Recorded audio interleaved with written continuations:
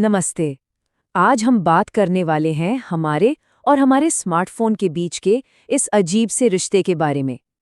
ये एक ऐसी लड़ाई है जो हर रोज हमारे ध्यान के लिए लड़ी जाती है, और सच कहूं तो हमें पता भी नहीं चलता कि हम इस लड़ाई का हिस्सा हैं। चलिए इस सवाल से शुरू करते हैं। क्या कभी ऐसा हुआ है कि हाथ अपने आप ही जेब की तरफ गया, फोन बाहर निकाला, स्क्रीन को अनलॉक किया और फिर एक सेकंड के लिए सोचा, अरे मैं कर क्या रहा था? अगर इसका जवाब हाँ है तो आप अकेले नहीं हैं। ये अब हम सब के साथ होता है और यही दिखाता है कि ये टॉपिक कितना पर्सनल है। और जरा इन आदतों को देखिए, ये कितनी आम हो गई हैं, है ना? सुबह आँख खुलते ही सबसे पहला काम फोन चेक करना। कभी-कभी ऐसा लगना कि फोन वाइब्रेट हुआ है, पर असल में कुछ नहीं हुआ होता। या फिर किसी दोस्त से बात करते करते भी हमारी नजरें फोन की स्क्रीन पर ही होती हैं। देखिए, ये सिर्फ आदतें नहीं हैं, ये इस बात के संकेत हैं कि फोन हमारी जिंदगी में कितना गहरा उतर चुका है। तो सवाल ये उठता है कि ऐसा होता क्यों है? क्या हमारी विल पावर कमजोर है? सच कहूं तो कहानी इससे कहीं ज्यादा बड़ी है। हमारे फोन, हमारी ऐप्स, इन्हें जानबूझकर ऐसा बनाया गया है कि ये हमारा ध्यान खींचे रहें। चलिए समझते हैं कि स्क्रीन के पीछे ये सब कैसे काम करता है। ये सब टिका है एक बहुत ही पावरफुल आइडिया पर, जिसे कहते हैं अटेंशन इकोनॉमी। आसान भाषा में समझें तो इस खेल में हम और आप ग्राहक नहीं हैं।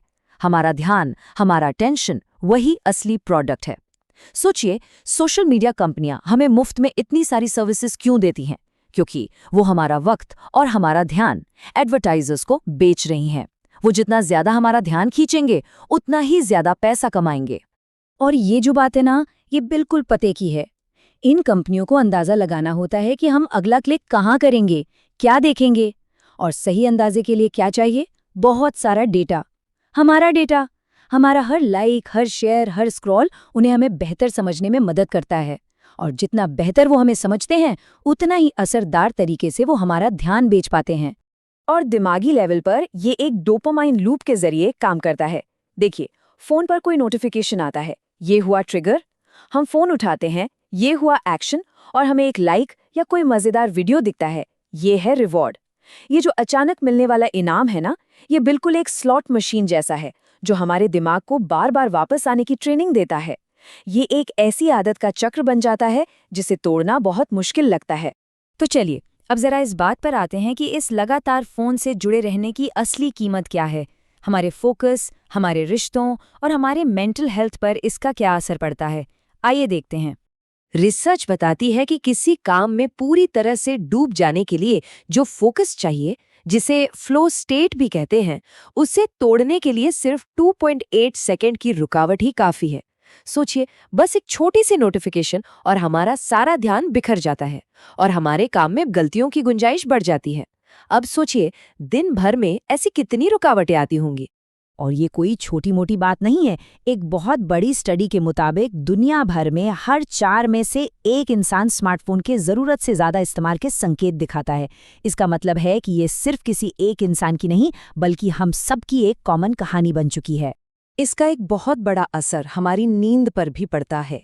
स्टूडेंट्स पर हुई एक स्टडी में पता चला कि 90% से ज्यादा लोग जो देर रात तक फोन चलाते हैं, वो अगले दिन थका हुआ और सुस्त महसूस करते हैं।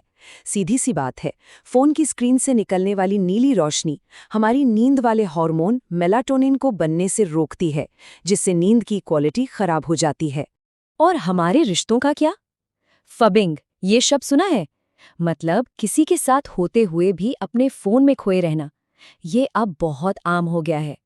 जब हम ऐसा करते हैं तो हम सामने वाले को अनजाने में ये मैसेज दे रहे होते हैं कि वो हमारे फोन से कम जरूरी हैं।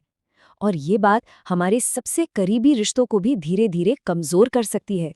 पढ़ाई लिखाई पर भी इसका सीधा असर दिखता है। एक लंबी चली स्टडी में ये साफ दिखा गया कि जिन स्टूडेंट्स ने औसत से ज्यादा फोन इस्तेमाल किया, उनका एवरेज स्कोर 10.49 रहा।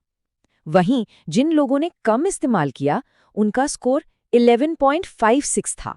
ये आंकड़े साफ साफ एक कनेक्शन दिखाते हैं। और आखिर में बात करते हैं मेंटल हेल्थ की। कई स्टडीज ने फोन के जरूरत से ज्यादा इस्तेमाल को बढ़ती एंग्जाइटी, डिप्रेशन और सोशल मीडिया पर दूसरों से तुलना करने की वजह से घटती सेल्फ एस्टीम से जोड़ा है। लगातार ऑनलाइन रहने का ये प्रेशर हमें मानसिक तौर पर थका देता है। तो क्या हम इस चक्र में हमेशा के लिए फंस गए हैं? बिल्कुल नहीं। अच्छी बात यह है कि हम कंट्रोल वापस अपने हाथ में ले सकते हैं। तो चलिए कुछ प्रैक्टिकल तरीकों पर नजर डालते हैं। आपने डोपामाइन डिटॉक्स के बारे में शायद सुना होगा। देखिए, इसका मतलब डोपामाइन को खत्म करना नहीं है, वो तो मुमकिन ही नहीं। इसका असली मतलब है अपने दिमाग को लगातार मिल रही तेज रफ्तार वाली उत्तेजना से थोड़ा ब्रेक देना, ताकि आप धीमी और ज्यादा सुकून देने वाली चीजों का मजा फिर से ले सकें, जैसे कोई किताब पढ़ना या किसी से गहरी बातचीत करना। ये एक तरह का रीसेट बटन है। तो यहाँ 5 छोटे छोटे कदम हैं जिन्हें आज से ही शुरू किया जा सकता है। पहला, फालतू की सारी नोटिफिकेशंस बंद कर दें। दूसरा, अपने बेडरूम और खाने की टेबल को नो फोन जोन बनाइए। तीसरा, सोशल मीडिया चेक करने के लिए दिन में एक टाइम फिक्स कर लीजिए। चौथा, अपनी सुबह की शुरुआत फोन के बिना कीजिए। और पांचवां, एक वक्त में एक ही काम करने की आदत डालिए। ये छोटे छोटे बदलाव वाकई बड़े नतीजे दे सकते हैं। तो असल में हमें करना क्या है? हमें रिएक्टिव यूज से इंटेंशनल यूज की तरफ बढ़ना है। मतलब बोरियत मिटाने के लिए बस यूं ही स्क्रॉल करने के बजाय फोन को एक टूल की तरह इस्तेमाल करें, किसी जानकारी को खोजने के लिए, किसी से जुड़ने के लिए, एक मकसद के साथ। और आखिर में ये याद रखना सबसे जरूरी है कि आपका ध्यान आपकी सबसे कीमती चीज है। ये लिमिटेड है और इसे कहाँ लगाना है, ये फैसला आपका होना चाहिए। इस बात को हमेशा याद रखिए, हमारा फोकस एक मसल की तरह है। अगर हम इसे बार बार डिस्टर्ब करेंगे तो ये कमजोर हो जाएगी, लेकिन अगर हम इसे धीरे धीरे ट्रेन करेंगे तो ये मजबूत होगी। हर बार जब आप किसी डिस्ट्रैक्शन को नज़रअंदाज करके अपने काम पर ध्यान लगाते हैं तो आप इस मसल को थोड़ा और मजबूत बना रहे होते हैं। वक्त लगता है, पर यह मुमकिन है। देखिए, टेक्नोलॉजी हमारी दुश्मन नहीं है। स्मार्टफोन बहुत ही कमाल के टूल्स हैं। या मकसद फोन को छोड़ देना नहीं है, बल्कि उसे इरादे के साथ सोच समझकर इस्तेमाल करना है, ताकि वो हमें कंट्रोल न करे, हम उसे करें। तो मैं आपको इसी एक सवाल के साथ छोड़कर जा रहा हूं। आपके ध्यान की कीमत क्या है? आप इसे कहाँ खर्च करना चाहेंगे? इस पर जरूर सोचिएगा। हमारे साथ जुड़ने के लिए बहुत बहुत शुक्रिया।